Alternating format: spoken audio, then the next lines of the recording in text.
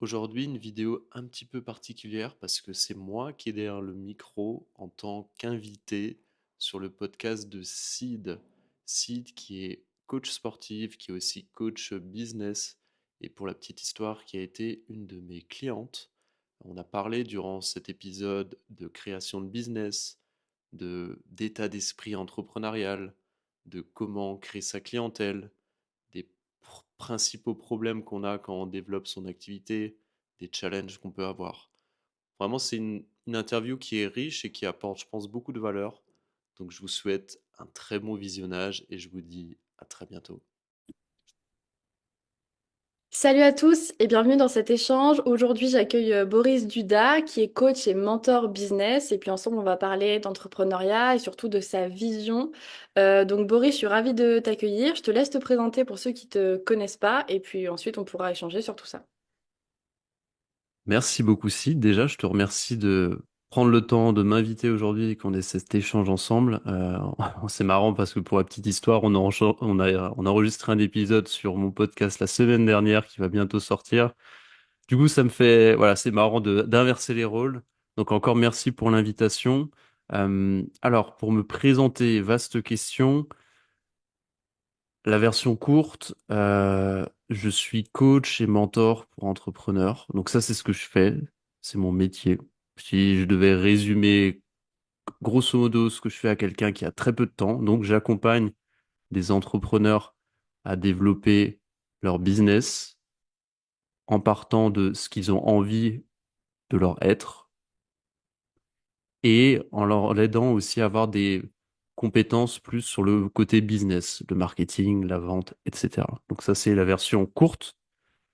Et pour me présenter en deux mots, moi, je viens du monde de l'entrepreneuriat, plutôt du monde de la start-up. Pendant 4 ans, j'ai développé une start-up vraiment dans le cliché de la Startup Nation. Donc, c'est les levées de fonds, on fait beaucoup de croissance. Tous les mois, on doit faire 20% de plus de croissance que le mois d'avant, etc. Et en fait, pendant 4 ans de ma vie, j'ai vécu dans un rythme un peu effréné. J'ai beaucoup appris. C'est une expérience qui m'a beaucoup appris sur l'entrepreneuriat, sur le marketing, sur moi-même. Mais en fait, au bout d'un moment, je me suis rendu compte que j'étais plus du tout aligné avec cette façon de faire du business qui était orientée croissance, faire de l'argent pour de l'argent. Euh, j'ai connu un pré-burnout. Je dis pas un burnout parce que j'étais pas au fond du lit et j'arrivais plus à me lever pendant 2 ans, mais vraiment en fait une phase d'épuisement qui m'a sérieusement remis en question et qui m'a sérieusement fait réfléchir à ce que j'avais envie de faire. Et suite à ça, en fait, j'ai fait un pivot dans ma vie où j'ai décidé de prendre soin de moi. J'ai décidé que je voulais faire ce que j'avais toujours envie de faire, c'est accompagner des gens. Donc, d'être dans cette posture de coach et d'accompagnant. Et, euh, et c'est passé par différentes explorations. Pour moi, ce qui m'a beaucoup aidé à me reconnecter à ce que j'avais envie vraiment, c'était la respiration. Et nous, on s'est rencontrés comme ça aussi. Il y a beaucoup de gens qui me connaissent pour ça parce que j'ai beaucoup communiqué là-dessus. Ça m'a aidé, moi, à me reconnecter à ce que j'avais envie de faire. Ça m'a aidé à me retrouver de l'énergie. Et en fait, petit à petit, je me suis rendu compte, ces dernières années, que j'avais envie d'avoir une vision plus holistique de l'humain en mélangeant le côté respiration, donc le corps, en mêlant le côté plus état d'esprit entrepreneurial, donc toute ma vie d'avant et ma vie aujourd'hui aussi, et en mélangeant aussi, bah, ça j'en ai pas trop parlé, mais tout le côté savoir-faire technique du business, notamment le marketing, parce que pour la petite histoire, moi ça fait 10 ans que je fais du marketing, c'est mon métier de base. Tu vois, j'ai démarré, j'étais community manager à la Fnac il y a plus de 10 ans, quand dans les grosses boîtes, il y avait des community managers parce qu'on se disait, ah ok, les réseaux sociaux, ça commence à exploser. On sait pas trop ce qu'ils font, ces gens, mais ça a l'air d'être cool et ça a l'air de générer du business, mais on y croyait sans trop y croire, tu vois. Moi, je faisais un peu partie de cette première génération à bosser pour des grosses marques comme la Fnac, Nature et Découverte, Zalando, où en fait, je créais du contenu, je le diffusais, etc. Donc aujourd'hui, voilà, pour te faire un peu la petite histoire courte, Et j'ai mélangé un peu toute cette casquette, aussi bien le côté savoir-être, le côté business, pour faire des accompagnements en fait holistiques qui mélangent le l'être, donc qui je suis, d'où je viens, à quoi j'ai envie de contribuer, et le faire pour ancrer dans la matière, comment est-ce que je me fais connaître, comment est-ce que je gagne ma vie, etc. avec le business, le marketing, voilà, pour faire court. C'est marrant que tu parles de ça parce que c'est un truc qu'on voit pas souvent, ou en tout cas, je trouve qu'il y a beaucoup d'idées reçues quand on parle d'entrepreneuriat. Moi, c'est pareil, dans mes suivis, ben, je mêle à la fois le faire, la technique, mais aussi l'être. Et souvent, quand les gens travaillent avec moi, ils pensent qu'ils vont repartir avec que des stratégies à mettre en place, des trucs très carrés. Hmm, Certes, ils repartent avec ça, mais on travaille surtout sur qui est-ce qu'ils sont eux, quelle est leur vision, hmm, quel chemin ils veulent prendre. Et ça, c'est un truc où il y a énormément de gens qui pensent que c'est pas si important et que c'est au second plan, alors qu'en fait, c'est tellement la base de ce que tu vas faire et du chemin que tu vas. ouais, Donc, je trouve ça super intéressant que tu en parles et que tu mettes ça un peu en lumière parce que souvent, et moi la première, hein, avant de faire appel, la première fois où j'ai fait appel à quelqu'un dans mon business pour être aidée, je pensais que j'allais avoir que des stratégies, des protocoles à suivre. En fait, non, on m'a posé des questions, genre qu'est-ce qui me rend heureuse dans la vie, ce que j'aime faire. Je me disais, mais qu'est-ce qui dit? Je viens hmm, parce que j'ai besoin de trouver des clients, je vois pas le lien. En fait, quand tu creuses un peu et que tu avances, tu te rends compte que pour avoir du chiffre, pour avoir des clients, ben, il faut à la fois du faire et du soi et de l'être. Donc, c'est trop cool que tu hmm, mets ça en c'est lumière. ça. Hum, Ouais. Moi, j'ai une question. Cette vision très holistique que Hmm. tu l'as toujours eue ou elle est venue suite à ton burn-out? Ça vient d'où? C'est une bonne question. Je me suis jamais posé la question, franchement. Je pense que j'ai toujours été quelqu'un depuis l'enfance très curieux. J'ai toujours adoré faire des ponts entre les domaines. Tu vois, je bossais encore ce week-end un petit peu. Je me suis reposé sur ma mission, sur ce qui m'anime, etc. Et ce qui ressort, c'est cette capacité à faire du lien entre des univers qui n'ont pas forcément de lien entre eux. Ça revient souvent. Et je pense que j'ai ça depuis petit. Tu vois, petit, j'étais passionné de musique. Euh, et j'adorais mélanger des genres qui n'avaient pas forcément de sens entre eux. Très concrètement, tu vois, j'adorais aussi bien la musique électronique et le rap. Et à l'époque, c'était des univers qui n'avaient aucun lien. C'était la guerre même entre les deux. Et j'ai plein de petites choses un peu, tu vois, comme ça, où ça infusait.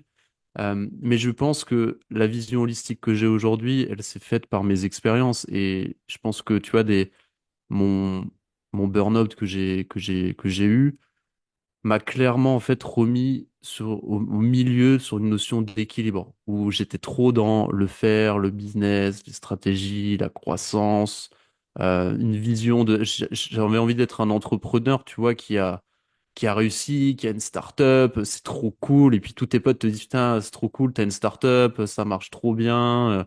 En plus, tu passes dans les médias, on t'a vu à la télé. Franchement, c'est cool. Ta vie, elle doit être incroyable. Et moi, j'étais vachement dans ce truc-là, tu vois, de ce côté un peu en mode, ouais, je suis quelqu'un, quoi.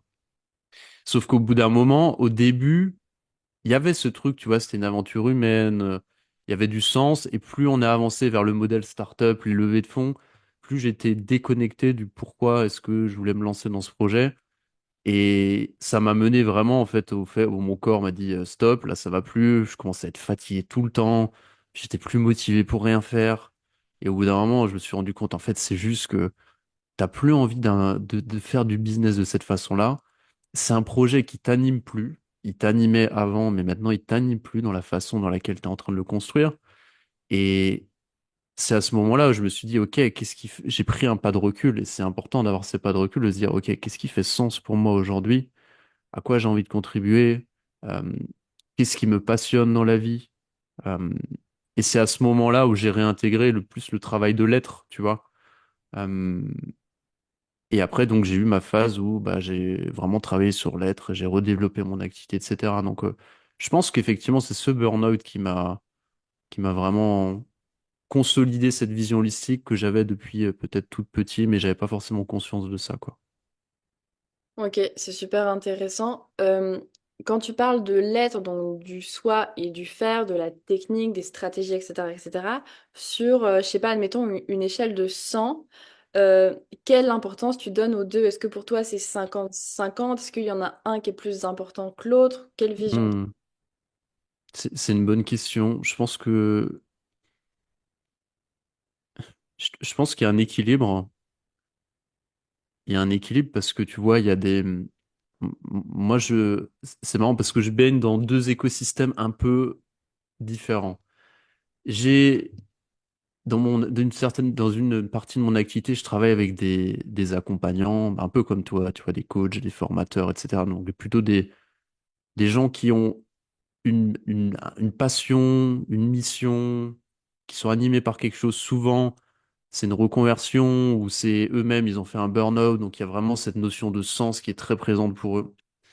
Et chez ces personnes-là, en tout cas les personnes que j'accompagne, souvent il y a un vrai sujet sur le faire, dans le sens où ils sont à peu près clairs sur pourquoi ils font les choses. C'est pas toujours le cas, mais il manque clairement des compétences pour faire savoir ce qu'on fait.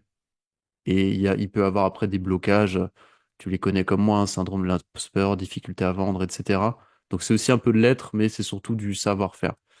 Et je suis dans un autre écosystème, mon écosystème d'avant, qui est plus des dirigeants de start-up, où là, le savoir-faire, il y a souvent pas trop de problèmes parce qu'en fait, ça déroule, c'est bulldozer. Mais le gros challenge, c'est l'être.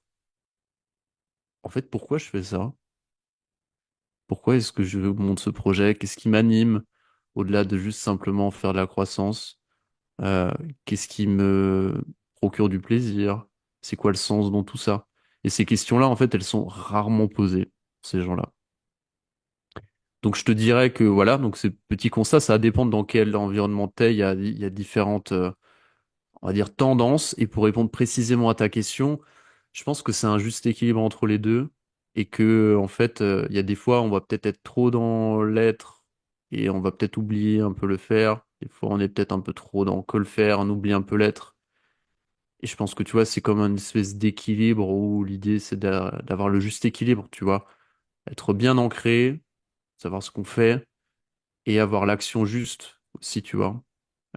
Moi, je sais que typiquement, je parle de mon cas personnel, j'ai encore tendance des fois à être dans l'excès de faire parce que j'ai encore, tu vois, des, des schémas startup, tu vois, où je me dis que le plus c'est le mieux. Et du coup, si je fais 10, il y a un des trucs qui va marcher et du coup, génial. Et c'est un peu le no pain, no gain qu'on peut avoir dans le milieu de l'entrepreneuriat qui est véhiculé par beaucoup de personnes, tu vois, notamment des entrepreneurs américains, des Elon Musk, etc. Et il y a une vertu à ça, parce qu'on apprend vite, parce que on comprend, on est dans l'action, ça amène de la clarté. Mais plus j'avance, et plus je suis sur ce chemin de trouver l'action juste, tu vois, cet équilibre où j'ai pas besoin de faire 10 actions. En fait, il y en a peut-être juste une ou deux qui vont avoir beaucoup plus de sens et beaucoup plus d'impact qu'en faire 10. Hmm. Donc je pense qu'il y a des phases aussi. Tu vois, et là, je suis plus dans une phase comme ça. Il y a encore quelques mois, j'étais dans une phase de on bourrine. Euh, voilà, j'ai pas vraiment la réponse à ça, mais je pense qu'il y a un équilibre à trouver. Il y a peut-être des phases de vie aussi. Hmm. Ok.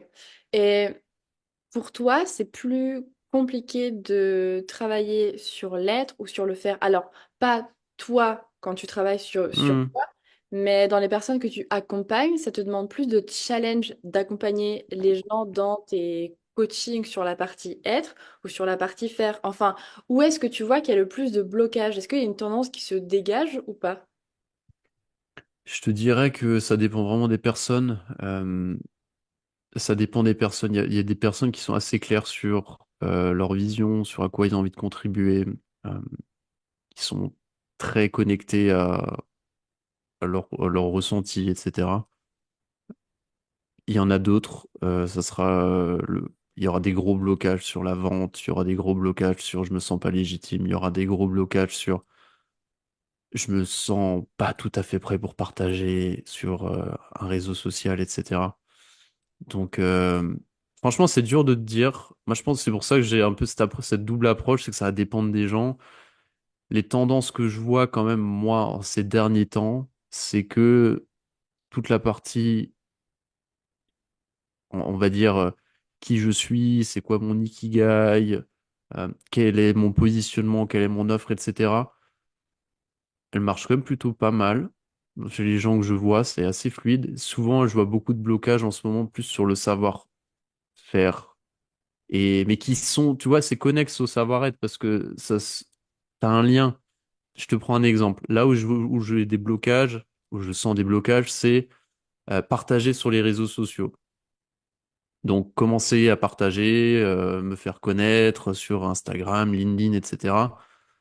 J'ai beau être au clair sur ce que je vais faire, j'ai beau avoir le savoir-faire, le savoir-être, au bout d'un moment, va bloquer parce qu'il y a quelque chose qui vient gratter sur j'ai envie que ça soit parfait, euh, je me sens pas légitime pour écrire, pourquoi est-ce que j'aime pas ça? Euh, donc, tu vois, en fait, les deux vont un peu ensemble. Donc, c'est un peu dur de te donner une réponse. C'est vraiment un équilibre et ça va dépendre des personnes, quoi. Ok.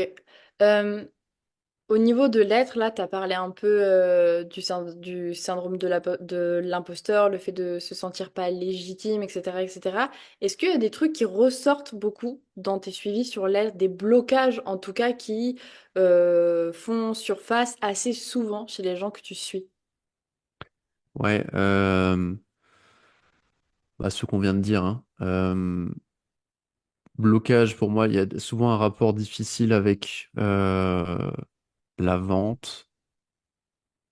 Et je le comprends parce que moi, je suis passé par là aussi, tu vois, cette posture où j'ai pas envie d'être un vendeur de tapis. Parce que l'image que j'ai de la vente, c'est vraiment le vendeur de tapis qui vient à la maison et qui essaie de me forcer à acheter un truc que j'ai pas du tout envie d'acheter. Euh, et du coup, cette image-là, elle- en anticipation, on se dit, OK, j'ai pas envie de vendre, du coup, je vais pas vendre. Alors qu'en fait, c'est juste une mauvaise compréhension de ce qu'est la vente. Parce qu'en fait, on a l'image de très mauvais vendeurs et il y a beaucoup de mauvais vendeurs, alors qu'en fait, la vente, c'est simplement s'intéresser à la personne, ses besoins et lui donner envie de travailler avec nous si ça fait sens et si elle est dans un état de conscience où elle se sent appelée par ça. Et c'est la rassurer, montrer qu'on peut l'aider, qu'on peut la guider dans cette voie, qu'on a une méthode originale qui permettra d'atteindre ses rêves, ses objectifs et de la sortir de sa situation. C'est ça la vente. Donc ça, c'est un exemple qui fréquent que j'ai, blocage sur la vente. Euh, Il y en a un qui est aussi assez fréquent et c'est un peu, tu vois, un rapport malsain avec l'argent dans le sens où si je suis accompagnant, notamment, je pense aux thérapeutes, plus que peut-être les coachs, parce que souvent les coachs viennent souvent du milieu du business. Enfin, je parle des coachs de vie en général, mais c'est en fait, je suis pas trop à l'aise de demander de l'argent pour mes services, ou j'ai pas envie de demander trop d'argent parce que je sais pas vraiment quelle est ma valeur. Et en même temps, j'aide les gens, donc est-ce que quand on aide quelqu'un, on doit être payé pour, tu vois? Donc c'est un peu cette culture judéo-chrétienne qu'on a historique en France, où tu vois, on a du mal à parler d'argent. Tu vas aller dans des pays plus anglo-saxons, on va te demander tu gagnes combien, il y aura pas de sujet. Dans certaines sphères entrepreneuriales, en start-up et tout, moi, il n'y avait pas trop de sujets parce que c'est une culture très anglo-saxonne. En France, c'est quand même assez tabou, parler d'argent. Tout le monde en veut, mais en fait, faut pas trop dire qu'on veut d'argent, sinon c'est un peu sale, il est mauvais, il veut gagner plein d'argent, etc. Et dans le milieu de l'accompagnement, il y a un peu un sujet autour de ça, parce que bon, on est dans une fonction d'accompagnement. Et on comprend pas que simplement l'argent, c'est un transfert de valeur, un transfert d'énergie entre une personne qui a un besoin et qui, du coup, se fait accompagner par une autre et ils vont échanger. de l'argent contre du temps, grosso modo, et un transfert, et que ça serait compliqué de faire que du troc, tu vois.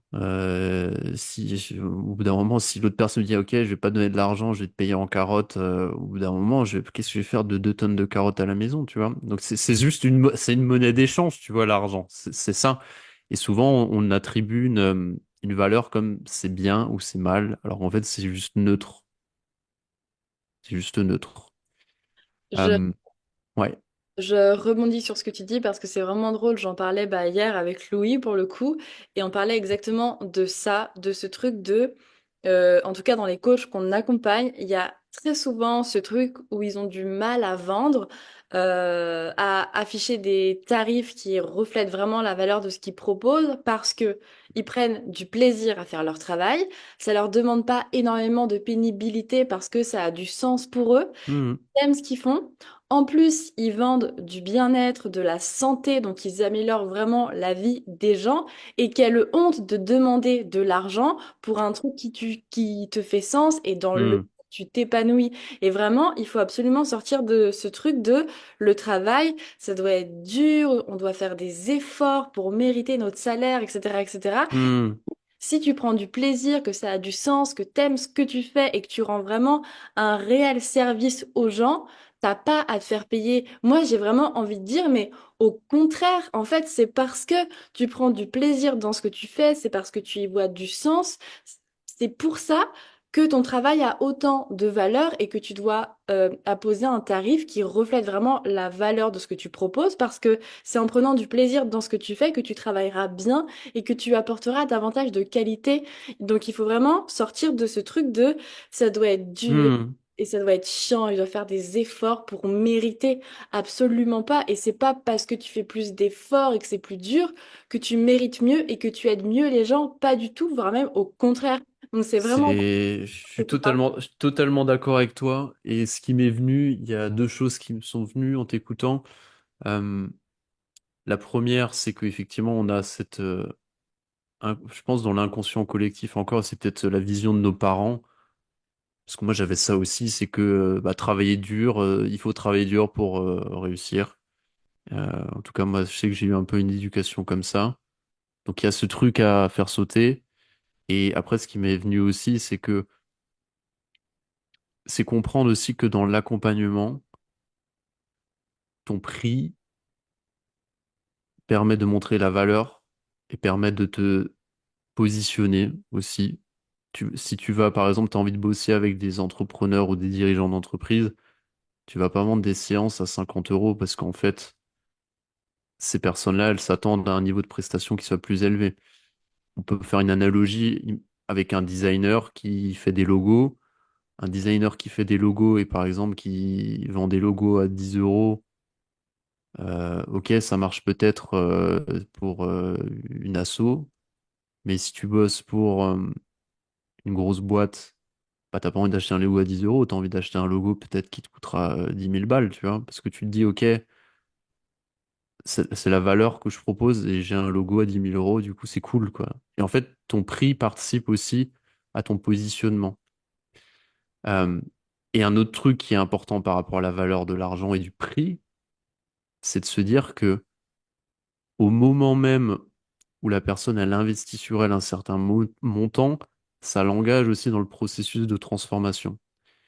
Parce que cette personne va se dire, OK, bah, je suis prêt à investir sur moi, donc je prends un certain montant, plusieurs milliers d'euros potentiellement, pour me dire que je vais mettre des efforts, je vais m'engager dans un processus où je suis prêt à faire le taf. Et franchement, moi, je pense que ça fait déjà je pense, un tiers du taf, même au moment où il paye. Parce qu'en fait, déjà, tu te dis, OK, j'y vais. Et je passe à l'action, je sacrifie certaines choses de ma vie pour ça, et ça me met mon focus dans cette direction, et j'y vais.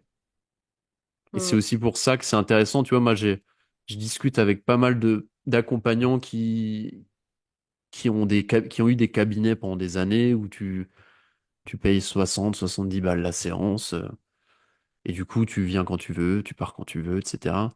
sur le papier, tu te dis, ok, c'est cool, c'est accessible, c'est sympa. Le problème avec ça, c'est que bah, les gens, ils s'imaginent souvent quand ils viennent qu'ils vont régler tous leurs problèmes en une séance. Donc, du coup, au bout de la première séance, ça marche pas, je reviens pas.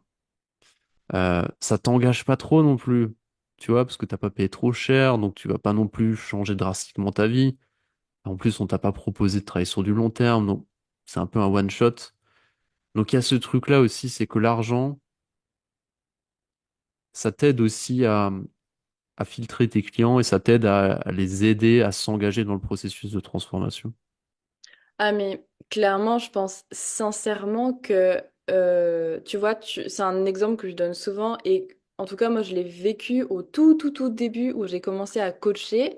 J'avais des offres, j'avais un suivi à 50 euros par mois. Enfin, j'avais qu'une offre à la base, c'était ça. Ok. Et en fait, mes clients, bah, pourtant, moi, je leur proposais vraiment un truc carré, tu vois. Alors, mes compétences étaient ce qu'elles étaient à l'époque parce que je m'étais pas énormément formée, Hmm. etc. Mais je proposais vraiment un truc carré, quali pour bah, qui j'étais à ce moment-là. Et en fait, j'instaurais un vrai cadre et tout. Je demandais pas trop cher pour toucher des gens. Et en fait, ben, les athlètes me faisaient pas forcément de retour. Ils faisaient pas forcément leur séance de A à Z. Ils m'envoyaient pas tous leurs vidéos, etc., etc. Et je me disais, putain, mais sérieux, moi, je fais un truc carré. Ils me font pas de retour. Ils me les font beaucoup trop tard, etc., etc. Et quand je me suis fait accompagner dans mon business, que j'ai commencé à comprendre que mes tarifs étaient beaucoup trop bas par rapport à ce que je proposais et que j'ai augmenté mes tarifs, et ben là, j'ai eu beaucoup plus de satisfaction client, beaucoup plus de résultats et les gens étaient beaucoup Hmm. carrés dans leur retour, dans l'exécution des choses. Pourquoi? Parce que ça fait chier n'importe qui de se dire, OK, je prends 1000 balles et je les mets dans le vent. Bah non, en fait, à partir du moment où tu payes, tu vas forcément t'investir parce que ben, Hmm. C'est ça. tu peux pas avoir mis de l'argent à la poubelle, tu vois. Donc je pense sincèrement que la tarification, elle participe énormément à la satisfaction client et à la qualité de suivi que tu vas avoir avec tes clients. Indéniable. Total. C'est clair, je suis d'accord avec toi, ça permet vraiment d'engager les gens et de filtrer les gens aussi, parce que t'as pas envie de bosser avec tout le monde non plus. T'as envie de bosser avec des gens qui sont prêts à bosser sur eux, à avancer, etc. Donc c'est bénéfique pour tout le monde, pour toi, parce que bah, tu vas bien gagner ta vie, tu bosses avec des clients qui sont prêts à bosser, pour les clients, parce que du coup ils vont s'engager dans un process de transformation. Donc en fait tout le monde est gagnant, quoi. Puis ça peut paraître con, mais vraiment, tu mets, je sais pas, admettons, je sais pas, tu mets un pull Louis Vuitton à 5 euros et tu mets exactement le même à 2000 euros, les gens vont se ruer sur celui à 2000 euros parce qu'ils vont se dire, ouais, mais il est mieux parce qu'il est plus cher. Alors qu'en fait, ça peut être exactement le même pull, mais dans l'imaginaire, bah, on a tendance à penser que si c'est cher, c'est que c'est bien. Tu vois, il y a Ah bah encore. c'est clair, c'est clair, c'est clair, c'est évident. Toi, t'aurais quoi à dire à des gens qui te diraient ouais, mais moi, je mets pas mes tarifs trop haut parce que j'ai envie d'attirer plus de monde. Si j'augmente, j'aurai pas de clients. Hmm. Déjà un point important sur le prix, je pense que poser son prix, c'est quand même poser un prix qui est juste pour soi. Moi j'aime bien quand même dans cette approche du prix de se dire que déjà souvent c'est progressif. Au début, bah tes prix sont pas très bas, enfin sont pas très élevés et tu les augmentes petit à petit. Euh, donc ça c'est un premier truc.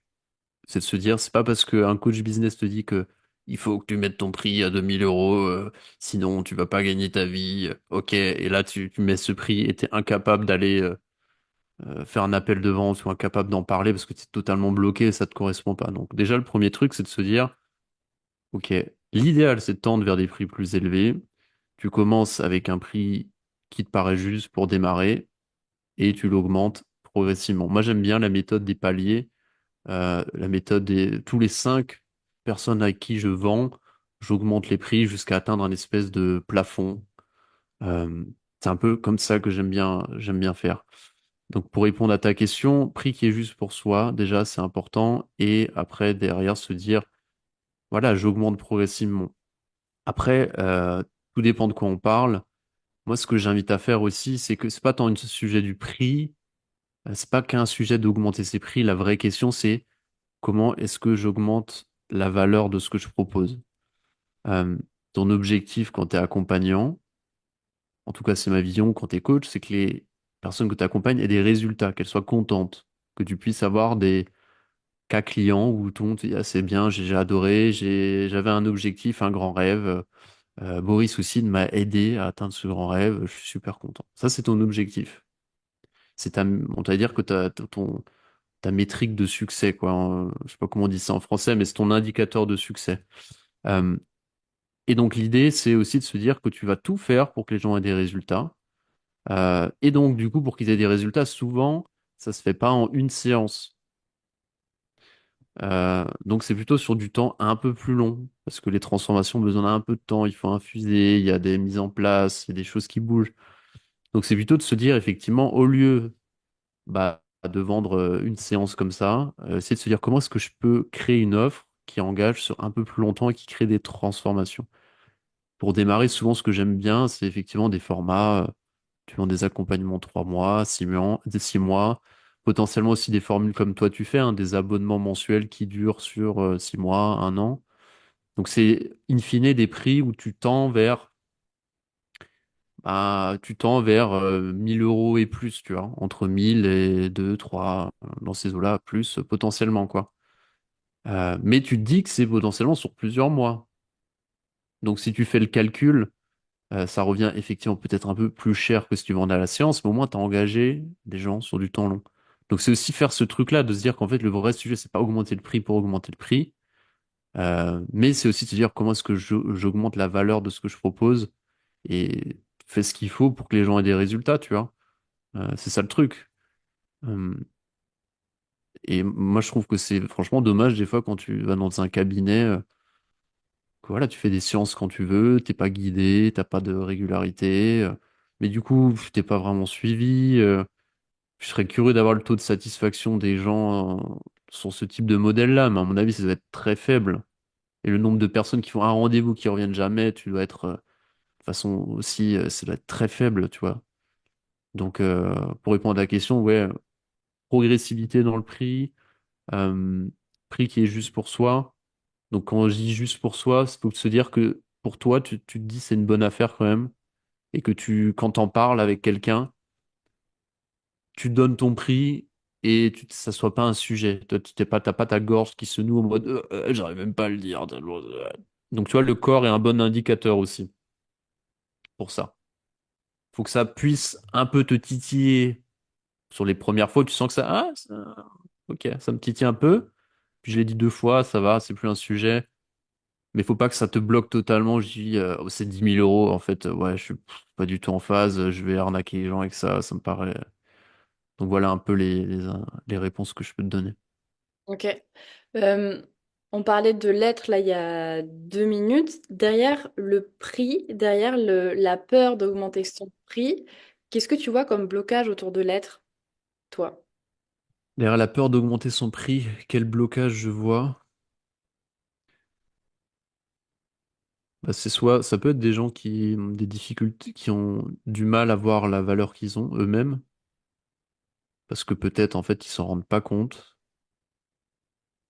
et peut-être que tu vois ils ont pas fait ce travail préalable sur quelles sont mes expériences passées, qu'est-ce que j'ai déjà réalisé, quels ont été mes succès. Quels ont été les cadeaux de ma vie, tu vois, dans le sens où mes épreuves sont mes plus beaux cadeaux aujourd'hui et c'est ce qui en fait mes forces. Donc ça peut être ça. Euh,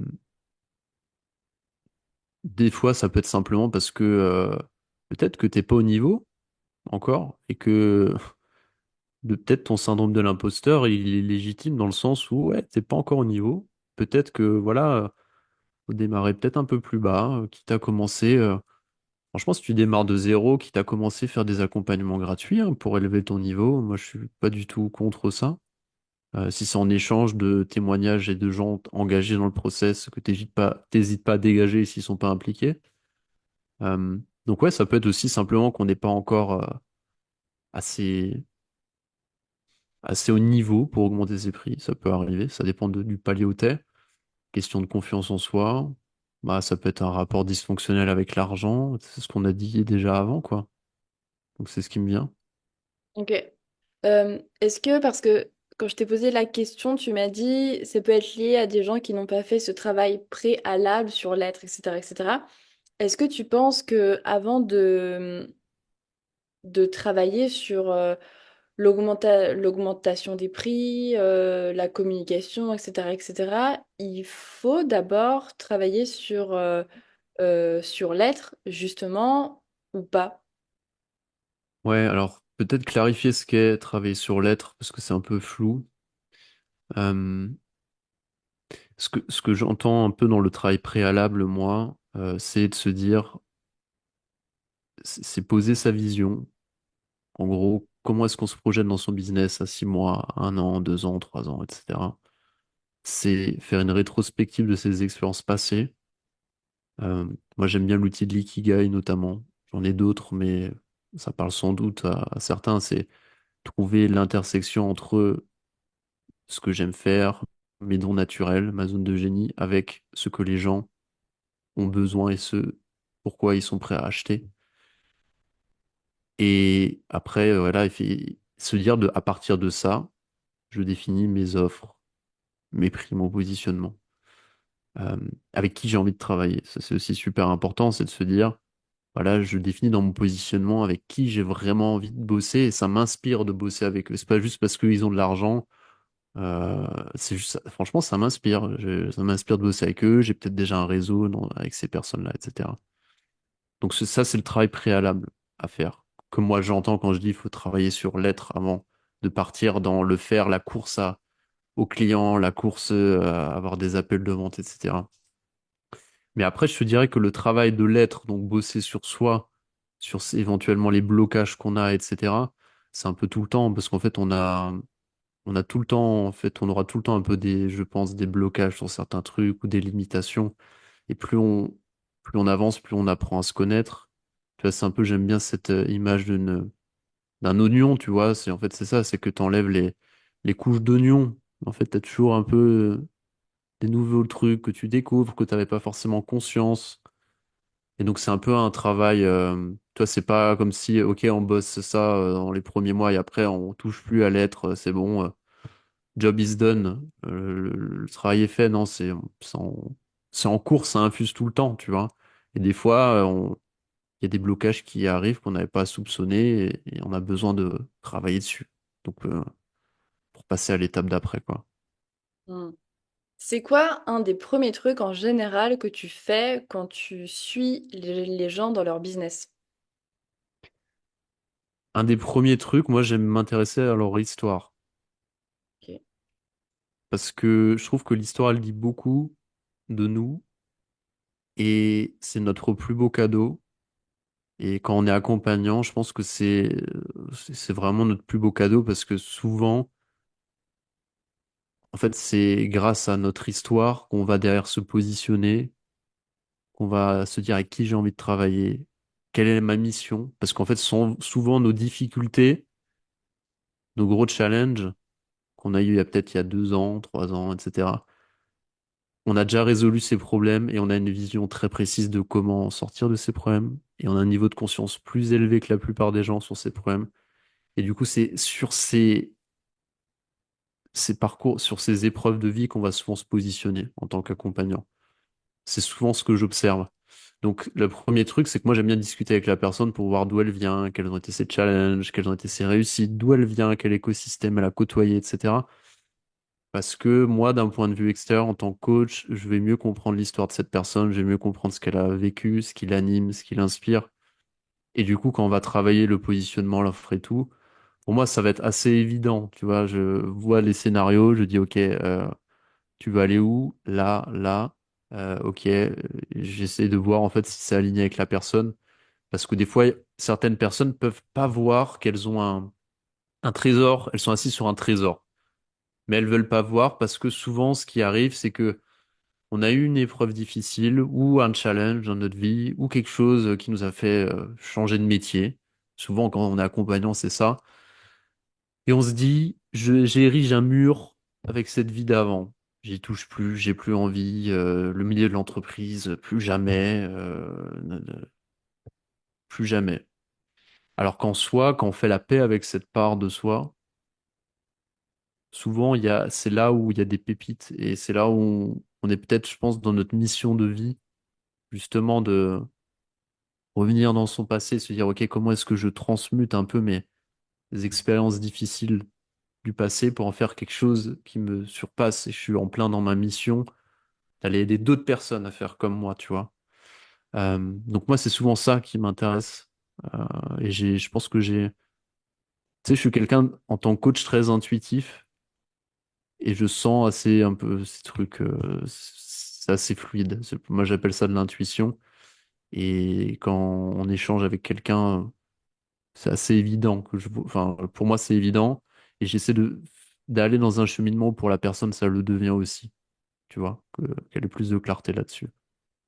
Pour toi, un projet entrepreneurial qui fonctionne au long terme, qui est durable, c'est un projet qui fait le lien avec ton histoire de vie? Ça peut, pour moi, ça fait sens. En tout cas, cette vision fait sens. Et j'y crois beaucoup, personnellement. Et c'est ce qui m'anime au quotidien aussi. Après, peut-être que c'est pas le cas pour tout le monde, mais de ce que j'ai observé, il y a souvent des liens. Tu vois, il y a souvent des liens. Je me suis blessé, je peux prendre quelques exemples. J'ai fait un burn-out en entreprise. Bah, du coup, je me spécialise pour accompagner d'autres personnes qui ont fait un burn-out. Euh, j'ai eu une blessure pendant un ultra trail parce que je m'entraînais trop. Je suis passionné d'ultra trail, du coup, j'accompagne les ultra trailers à avoir plus d'équilibre. Donc, tu vois, c'est souvent un petit peu, on a résolu soi-même les problèmes et du coup, on se dit, bah voilà, je vais aider les autres à résoudre leurs problèmes aussi. C'est souvent ça, hein, en tout cas, ce que moi j'observe en tant qu'accompagnant, en tant que coach, quoi. Je sais pas ce que t'en penses, si t'observes ça, toi aussi. Ben, au-delà du fait que avoir une histoire qui résonne avec ton business et l'inverse aussi, enfin en tout cas avoir un business qui résonne avec ton histoire, au-delà du fait que ça puisse te permettre de peut-être mieux comprendre ta cible et ses problèmes parce que tu es passé par là, etc., etc., je pense qu'en fait, en tout cas, si ton business résonne avec ton histoire, je pense que ça te donne vraiment le sens à ce que tu fais. Je pense que vraiment te dire, bon ben, je suis passée par là et du coup, j'utilise mon histoire au service des autres pour les aider. Je pense que au-delà de mieux comprendre les problèmes, les besoins, je pense qu'en tout Hmm, ça fait vraiment sens et je pense que tu peux que vibrer ce que tu partages. Ta vision ne peut être que vraie parce que tu as vécu ça. Tu vois ce que je veux dire? je suis d'accord avec toi. Je suis d'accord avec toi et ça. Déjà, toi, tu vas être ultra épanoui quand tu fais ça. Et en plus de ça, bah, comme tu dis, ça va être beaucoup plus simple de communiquer avec cette énergie. Et tu auras plein d'histoires à raconter. Ce sera beaucoup plus captivant que quelqu'un qui arrive là par opportuniste, pardon, et qui se dit, OK, il y a un bon filon là-dessus, ou je prends ça un peu au hasard, tu vois. Donc, non, je suis très d'accord. Ça me fait penser, bah, on avait justement un coaching ce matin avec Nicolas qui a rejoint le programme d'accompagnement. Et lui, il se positionne, il a trouvé un peu sa signature, son originalité. Et ça parle justement de ça. Lui, il a défini le concept. Je sais pas si tu connais le kintsugi. Ça te parle? C'est un art japonais qui est intéressant. C'est en fait prendre par exemple, de la céramique. Imagine que tu as une carafe comme ça qui serait en céramique. Tu vas la casser. Enfin, elle va être cassée en différents morceaux. Et à partir de cette céramique, tu vas recréer la pièce unique en les recollant ensemble, mais la colle, elle sera en fait agrémentée de pastilles d'or. Et en fait, c'est un art japonais et la symbolique derrière tout ça, c'est de te dire que cette céramique avec ses pastilles d'or, c'est un peu comme toi et tes histoires personnelles de ta vie, c'est qu'au final, tes cassures, ce qui t'a cassé, ça vient ajouter une dimension de beauté beaucoup plus profonde à ton histoire. Et c'est pour montrer qu'en fait, ouais, en fait, nos histoires, nos difficultés, elles viennent nous servir, elles viennent ajouter de la beauté à la vie. au final. Donc j'aime bien cette idée, en tout cas moi elle me parle. Très belle image en tout cas, avec Col d'or.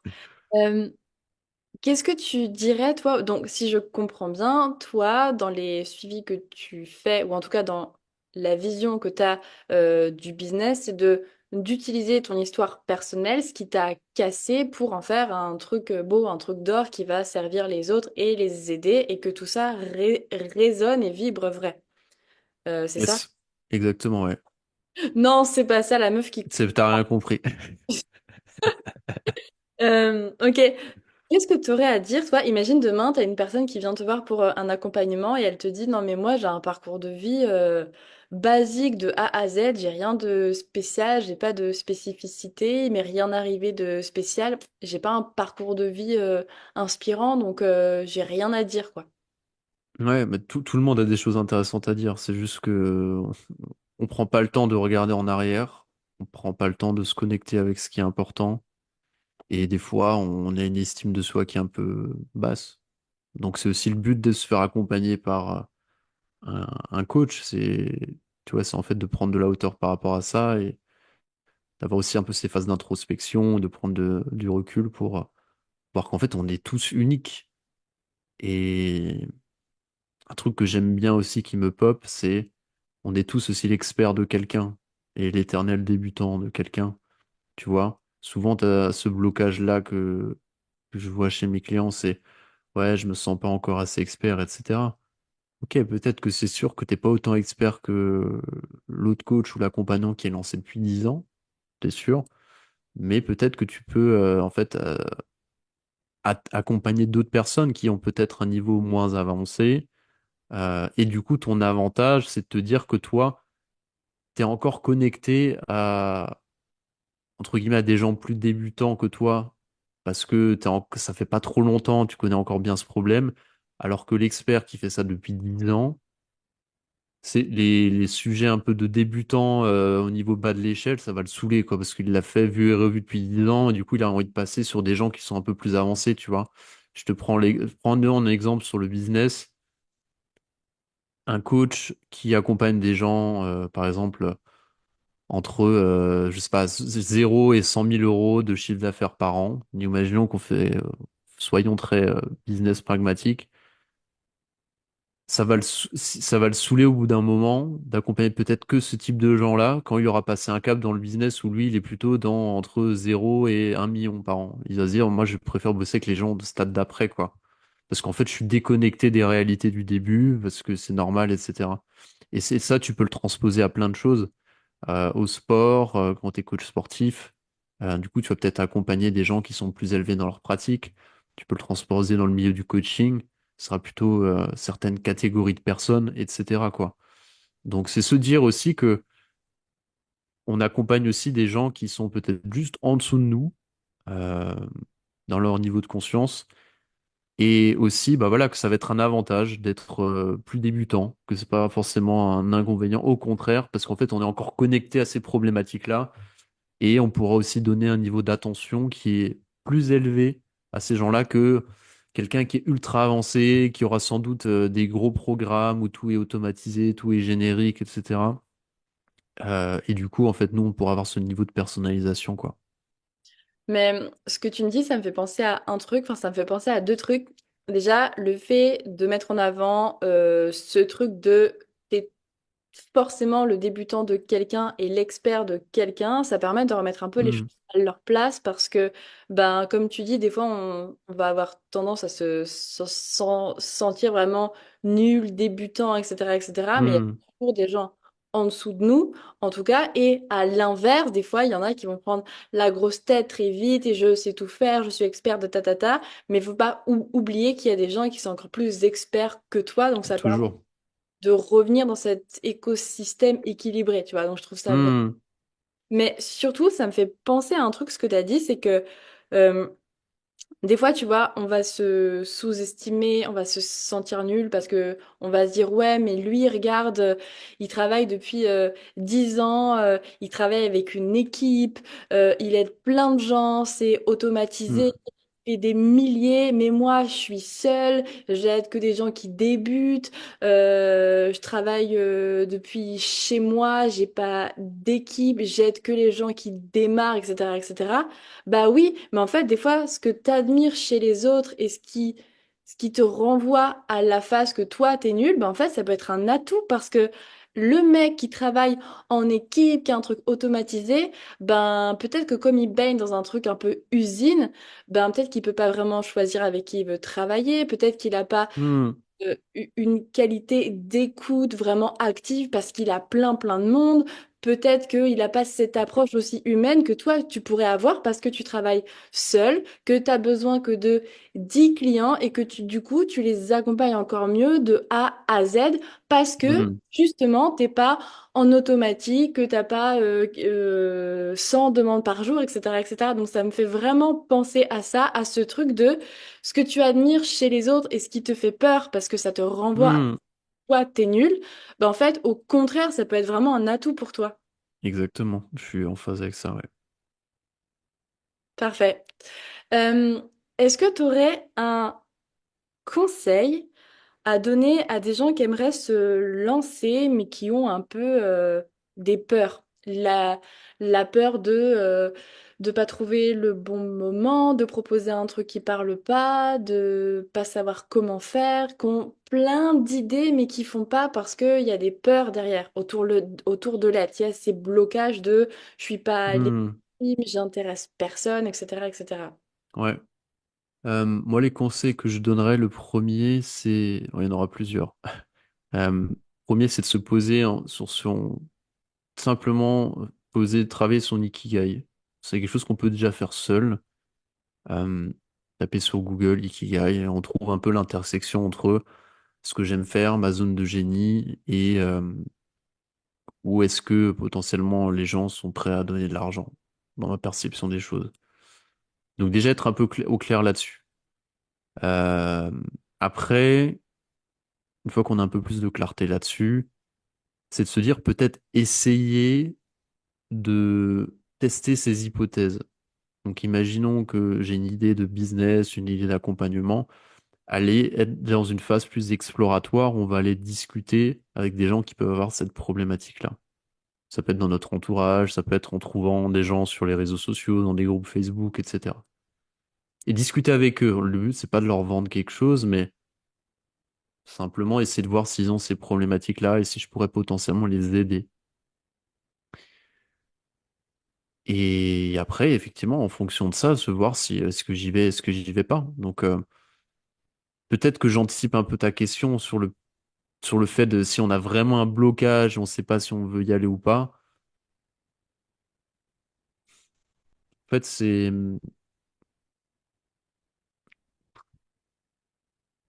pour moi, c'est juste faut y aller en fait. Il y a pas y a pas grand-chose à faire. C'est que accepter qu'il peut y avoir de la peur parce qu'il y a de l'inconnu, mais que souvent quand il y a de la peur et il y a de l'inconnu, c'est qu'il y a quelque chose d'important pour nous, il y a quelque chose qui nous challenge, donc c'est important pour nous.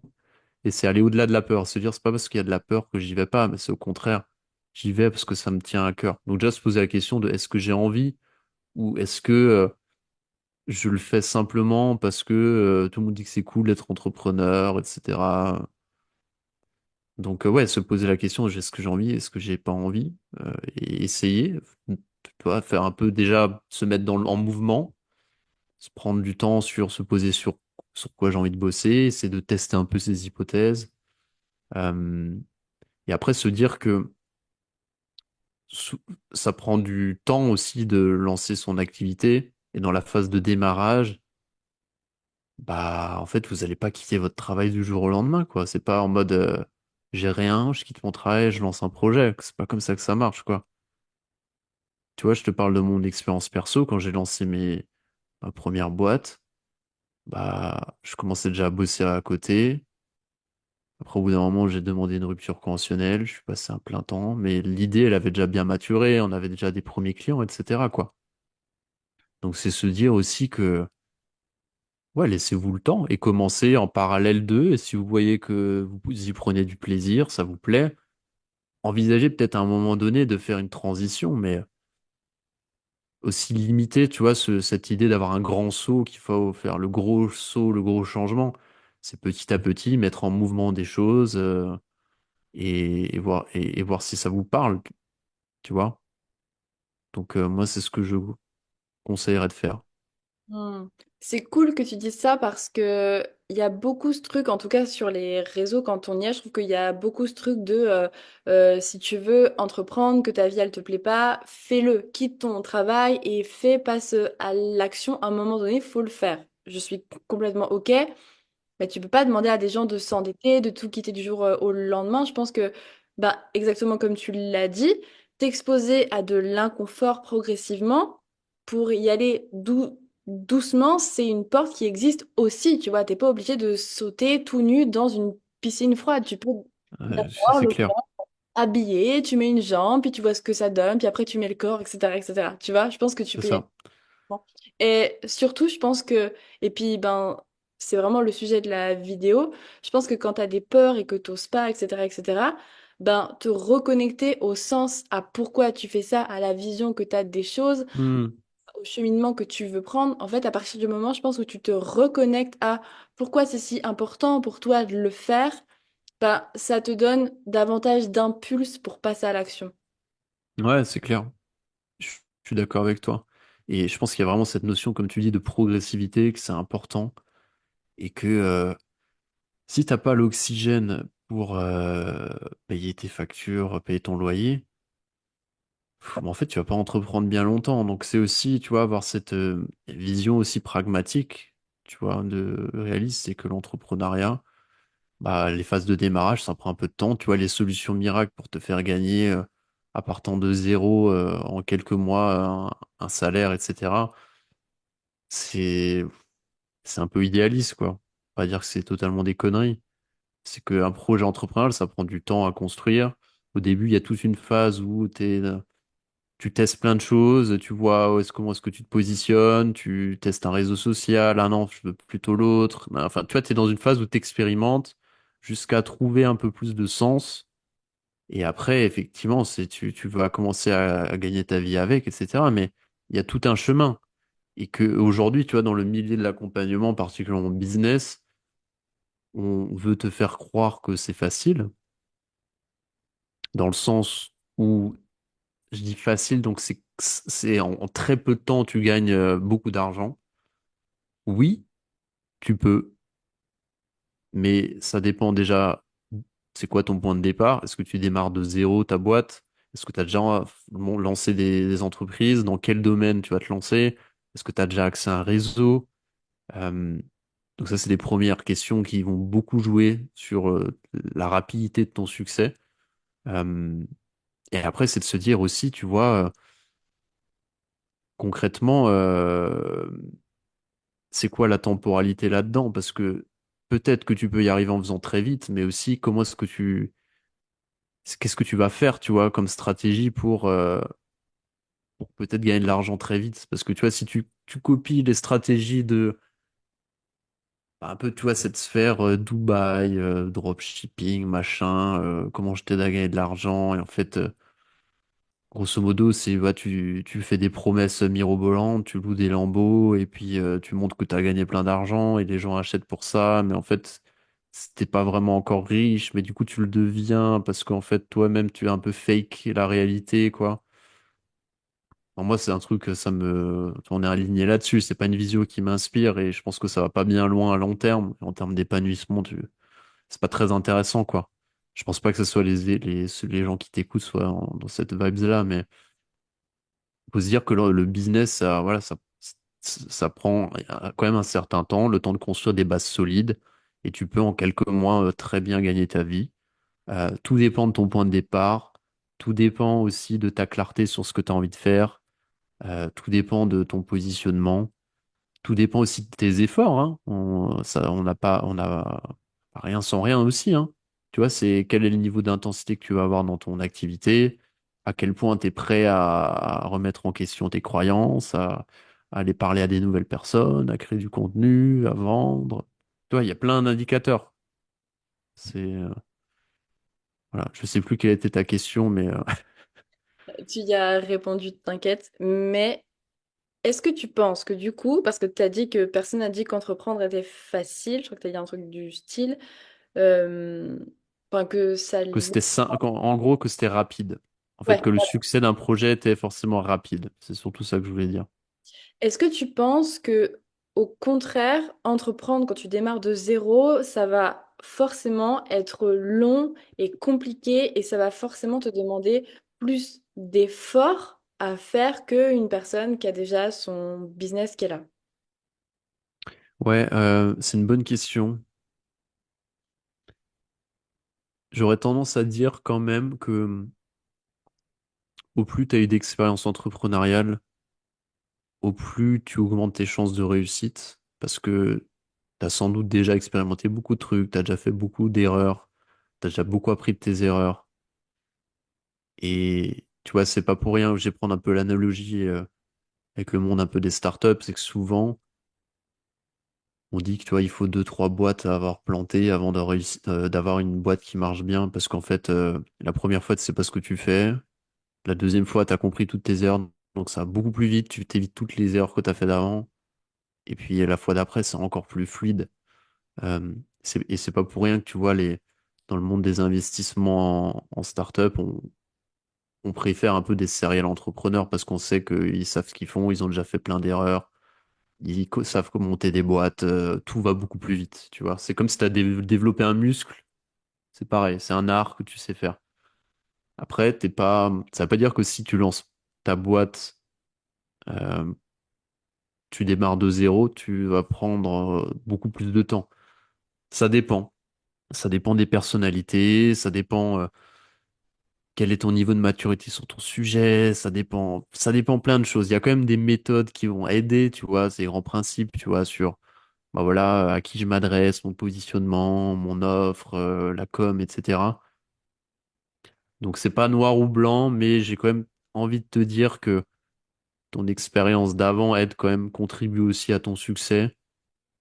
Mais c'est pas toujours vrai et c'est loin de loin de moi de l'idée de dire que c'est parce que t'as jamais été entrepreneur avant que tu vas pas y arriver.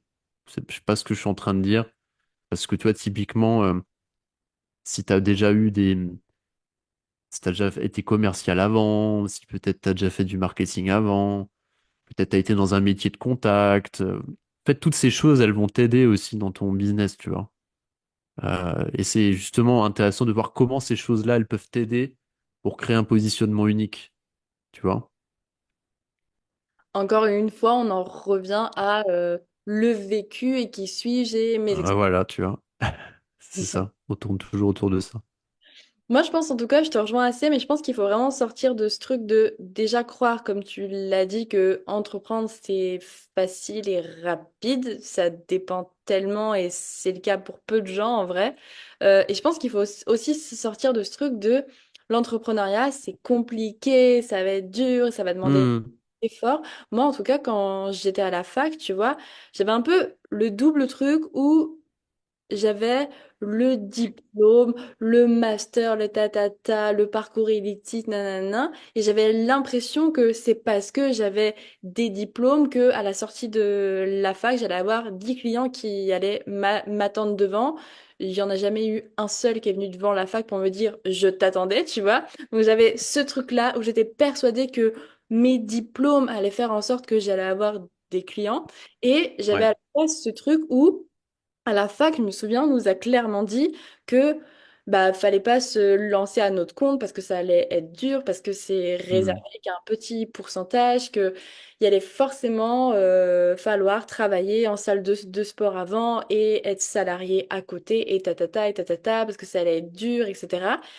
En fait, je trouve qu'il n'y a pas de discours qui nuance. En tout cas, moi qui suis sur les réseaux, je trouve peu de choses nuancées où, au final, ben, l'entrepreneuriat, c'est juste un chemin avec des hauts et des bas. Et en fonction de ton histoire et qui tu es et ta vision, bah, faut juste emprunter le chemin qui sera le plus adapté à qui tu es. Tu vois, est-ce que tu as besoin d'être Ouais. Insta? Si t'aimes pas ça, ben, peut-être pas en fait. Et peut-être que tes clients, ils sont pas là. Donc, Hmm. faire dessus, tu vois. Euh, je pense qu'il faut sortir de ce truc binaire, genre c'est simple et rapide ou c'est lent et compliqué. En fait, juste ça dépend et il faut juste aligner ta manière de faire dans l'entrepreneuriat avec qui tu es, ton histoire de vie et vers là où tu veux aller. Tu Hmm. peux vraiment voir le truc comme c'est un chemin avec des hauts et des bas et juste on y va quoi. Ouais, c'est ça. C'est exactement ça. C'est une aventure et tu te lances en fait. Et après, tu vois, je te rejoins totalement. Les diplômes, ça aide pas pour l'entrepreneuriat. Et je suis assez enthousiaste à voir que tu vois, les nouvelles générations, j'en vois quand même beaucoup des petits jeunes, la vingtaine, qui développent des super chaînes YouTube, super business et tout. Et franchement, je trouve ça génial. Des gens qui n'ont pas fait d'études. Et ça montre aussi, tu vois, qu'aujourd'hui, avec Internet, on a cette chance-là en fait, de créer une audience, de nous rendre visibles, d'apporter de la valeur, de trouver des clients, etc. Donc c'est génial et t'as pas besoin d'avoir. Si t'as envie, en fait, aujourd'hui, si t'as envie, si t'es curieux, bah en fait, ouais, le monde s'ouvre à toi, en fait, tu vois, simplement. C'est juste que effectivement, c'est chacun a son chemin. Certaines personnes vont prendre plus de temps, d'autres ça va être plus rapide. Et des fois, c'est peut-être juste, en fait, c'est le temps qu'il faut. C'est juste ça. Faut se laisser le temps qu'il faut et puis, bah, comme toi, pas tomber dans ce truc-là de entreprendre. Enfin, comme tu disais, de entreprendre, c'est forcément difficile, etc. Parce que c'est pas le cas. Ça dépend aussi de comment est-ce que tu entreprends. Tu vois, est-ce que tu t'entreprends tous les jours en te mettant la pression? Est-ce que tu entreprends en te mettant dans une situation inconfortable financièrement? Euh, Tu peux tout à fait garder ton CDI à côté au début. Donc, il faut trouver en fait sa façon aussi qui est juste pour soi. Pour moi, c'est vraiment ça. Je trouve ça trop cool que tu dises que, en fait, quand tu es curieux et que tu entreprends, le monde s'ouvre à toi. Et je trouve ça vraiment chouette parce que ce que j'aime, en tout cas moi, dans l'entrepreneuriat, c'est que, au final, c'est juste un terrain de jeu où tout est possible vraiment. Tu vois, si demain j'ai envie de faire un séminaire avec des flamants roses dans le désert, bah, en vrai, alors c'est pas dit que ça marche, mais en vrai, si je veux, je peux. Tu peux faire vraiment tout ce que tu veux. Les limites, c'est juste celles que tu as dans ta tête. Et moi, je trouve ça trop bien, en fait, parce que c'est vraiment un truc où tu Bah oui. peux tout explorer et tout faire. Et à partir du moment où tu vas un petit peu au-delà de certaines peurs que tu peux avoir, bah, en fait, tu peux faire tout ce que tu veux. C'est vraiment le jeu de quand t'étais petit. On va faire comme si. On va dire que et on va faire ça. Et ça, je trouve ça trop bien. Ouais, c'est trop cool. C'est J'ai trop cool. Ouais, vas-y. J'ai une question. On parlait un petit peu des diplômes. Euh, Toi, en tout cas, quand on parle d'accompagnement humain dans le business, je te parle pas de vendre vraiment des trucs palpables, tu vois, mais vendre des accompagnements autour de l'humain.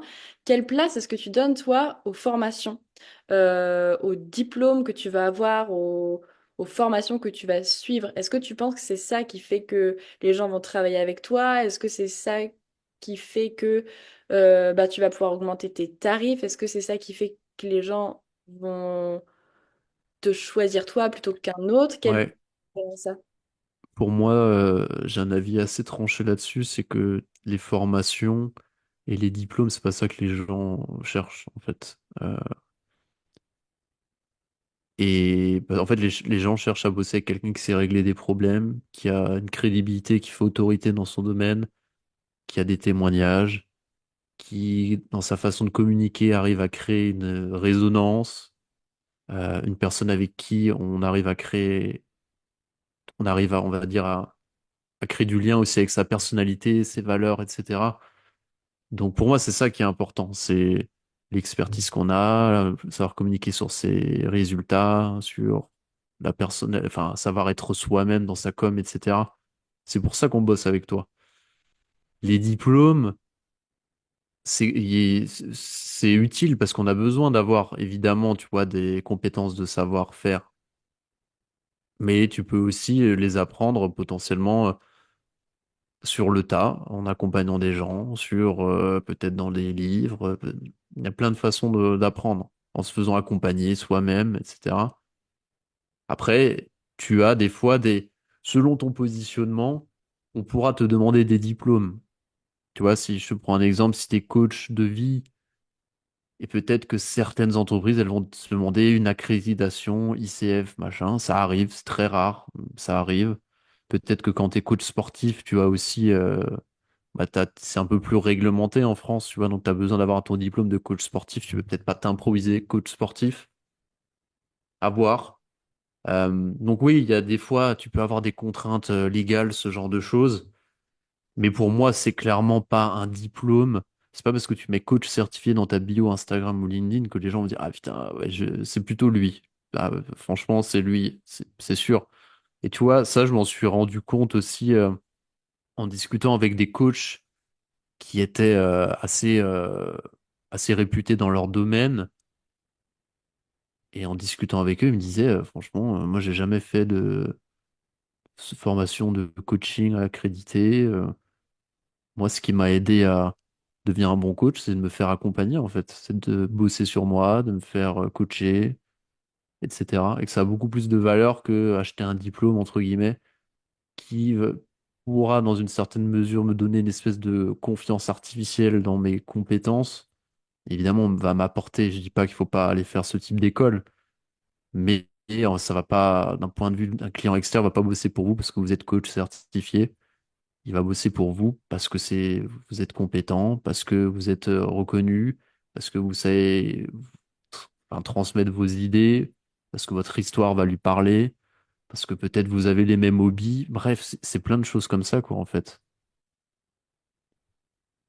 Ok, eh ben, merci pour ton avis. Moi, je te rejoins, mais je pense que exactement comme toi, c'est pour qui tu es toi que les gens vont travailler avec toi. Hmm. Diplôme. Par contre, je pense que le fait de te former, et encore une fois, tout dépend de ton positionnement, mais je pense que le fait d'avoir peut-être des compétences en plus, des choses en plus, ça te permet de faire vivre à tes clients des moments vraiment uniques, tu sais, où il y a vraiment Ouais. toi qui gère cette compétence-là et avec toi, elle est incroyable parce que c'est toi, mais c'est quand même une compétence que tu as acquise en plus et du coup, tu vas pouvoir leur proposer une offre peut-être un peu plus premium. Mais en tout cas, je te rejoins vraiment sur ce truc de bah, c'est pas parce que j'ai fait 8000 formations que les gens vont me prendre moi. Si t'es un Ouais, gros con, hmm, les gens ne travailleront pas avec toi, je, hein, même si t'es je- formé. je suis d'accord. En fait, et je te rejoins sur le fait de faire des formations. Et moi, j'en ai fait plein et je continue à me former parce que je suis quelqu'un de très curieux et j'apprends toujours. C'est juste que pour certaines personnes, notamment quand tu te lances, moi ce que j'ai observé, c'est que tu peux avoir le syndrome de What, quelle est la prochaine formation? J'attends de me lancer avant la formation là, machin, truc, et on fait 10 formations comme ça et on se lance pas parce qu'en fait on a un peu peur. On a carrément peur. Et donc voilà, c'est juste ça. C'est de se dire que la prochaine formation va pas vous amener plus de confiance en vous dans la plupart des cas. Hein, je vois ce que C'est tu ça. veux dire. C'est un truc que j'ai déjà vu aussi. Non, mais mon business, il marche pas parce que j'ai pas fait la formation sur Voilà. le genou. Non, c'est parce que t'as pas fait la formation business, pas celle sur le genou. Celle sur le genou, je la ferai plus Exactement. tard. Exactement, c'est ça. Ok, écoute, on va arrêter le podcast là. Est-ce que tu veux rajouter un truc pour les gens qui nous écoutent? Eh ben écoute, je pense qu'on a fait pas mal le tour. Merci à toi. Déjà, te remercier parce que c'était cool, c'était un bon moment et puis j'apprécie beaucoup aussi ce que tu fais. Je pense qu'on a une vision qui est très alignée sur la vision aussi d'accompagnement. Donc c'est cool d'échanger avec toi. Donc merci pour ce moment que tu m'as offert. Ça me fait toujours plaisir. Eh bien, écoute, je te remercie d'avoir accepté. Est-ce que tu peux juste dire aux gens où est-ce qu'ils peuvent te retrouver, que ce soit pour du business ou même pour de la respi, parce que je crois que tu fais des stages, des trucs comme ça, où est-ce qu'ils peuvent retrouver ce que tu fais? Ouais, pouvez me suivre sur Instagram, Boris Duda, arobase Boris Duda, sur LinkedIn aussi. C'est les deux réseaux sur lesquels je communique. J'ai une chaîne YouTube aussi, Boris Duda, sur laquelle je fais de plus en plus de vidéos et c'est un peu le média que je cherche à développer là dans les prochains temps. Donc n'hésitez pas à aller regarder. Il y a du contenu un peu plus long, un peu plus fourni. Et concrètement, bah, ce que je propose, si ça intéresse certaines personnes, c'est des accompagnements euh, pour développer leur activité sur le volet business et être, comme on a discuté tout du long. Et de temps en temps aussi, quelques fois dans l'année, j'offre je propose des stages de respiration en montagne. Euh, et donc ça, n'hésitez pas à aller me suivre et vous verrez, je partagerai les news. Il y en a deux qui se profilent l'année prochaine, j'ai pas encore les dates. Donc voilà, Super, ben, de toute façon, je mettrai les liens, comme ça les gens pourront retrouver. yes. Ben, je te remercie d'avoir accepté l'invitation, c'était chouette. Et je remercie ben, les gens pour leur écoute et je vous dis à bientôt. Salut Boris. Ciao, salut.